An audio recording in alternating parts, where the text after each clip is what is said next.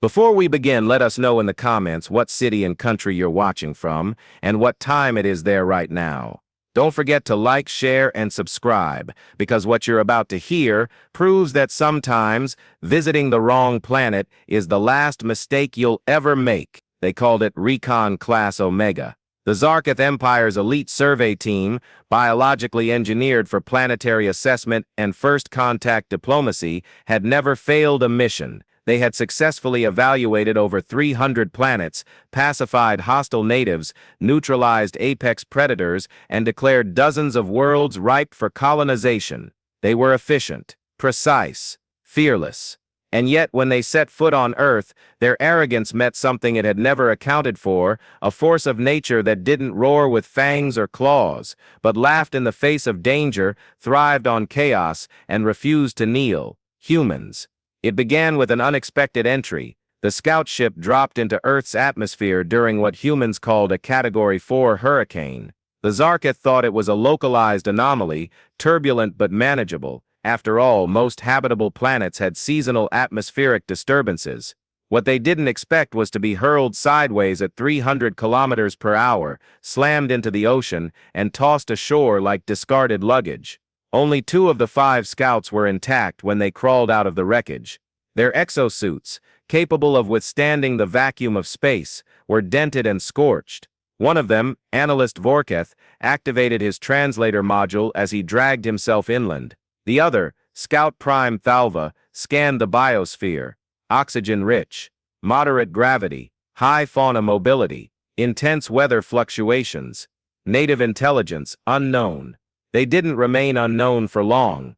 Within 2 hours, drenched and limping through a flooded suburban zone, the Zarketh encountered their first human. He was barefoot, wearing shorts, and holding a large wooden paddle while standing in waist-deep water next to what looked like an upside-down canoe.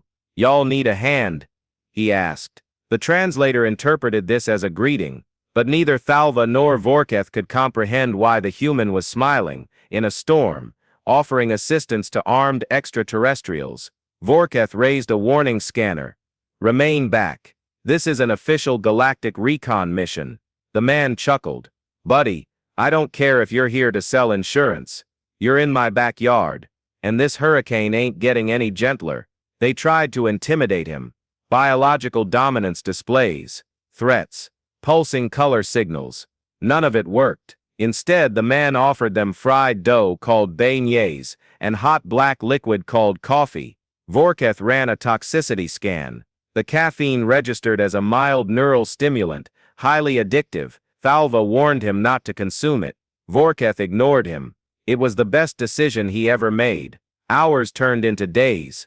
The scouts were trapped, unable to transmit to their mothership due to geomagnetic interference. That's when they began to observe the humans more closely. Despite the storm, people didn't panic. They helped each other, pulled strangers out of submerged cars, cooked food on open grills, shared blankets and beer, even laughed. "Why are they not afraid?" Thalva asked. "This environment is unstable, unpredictable." Vorketh, sipping his third coffee, muttered, "Because they've adapted to it." Every night, the storm raged. Every morning, humans emerged stronger, repairing homes, rebuilding roads, singing songs in the wreckage. It wasn't just resilience, it was defiance. Then came the animals. The Zarketh had assumed that Earth's dominant predators would be toothy quadrupeds or winged beasts. But what they didn't expect was the human relationship with dogs, canines that obeyed commands, protected children, and in one instance, tackled Thalva into a mud puddle just to lick his face. "Why is it attempting oral contact?" he sputtered. The dog wagged its tail. "They've domesticated predators," Vorketh whispered. "On purpose." Then came the gym. Desperate to learn more, the scouts followed a group of humans to a fitness center. What they saw defied Zarketh biology. Individuals voluntarily lifting heavy objects, running in place for hours, submerging themselves in ice baths, all for self-improvement. "This isn't a species that survives," Thalva murmured. "This is a species that trains for war." Their last attempt to assess dominance failed spectacularly. The scouts initiated a bio-challenge. a display of superior strength and speed, meant to cow primitive species into submission. They chose a human at random, a petite female, 5'2", wearing colorful shoes and earbuds. They challenged her.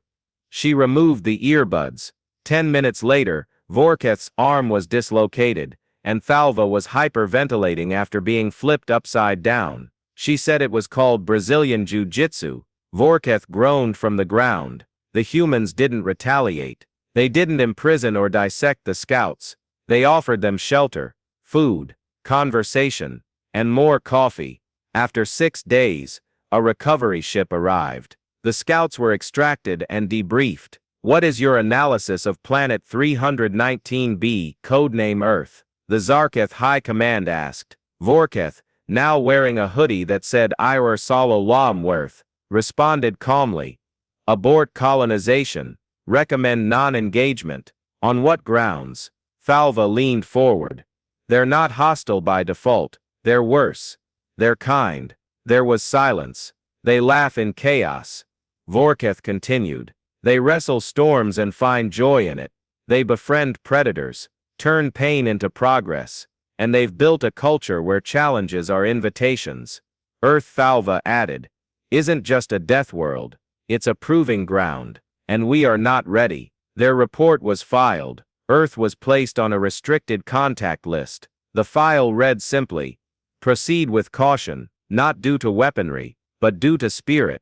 The Zarketh would never return. But Earth remembered them. Years later, a new signal was intercepted from the Outer Rim. A Zarketh scout ship, damaged and desperate, requested assistance, and Earth answered. They didn't gloat. They didn't demand tribute. They sent coffee, and dogs, and a hoodie that read, welcome back, space nerds, because Earth may be wild, but it's also home, and if you survive here, you're family. If you're still watching, comment coffee for the galaxy below, like, share, and subscribe.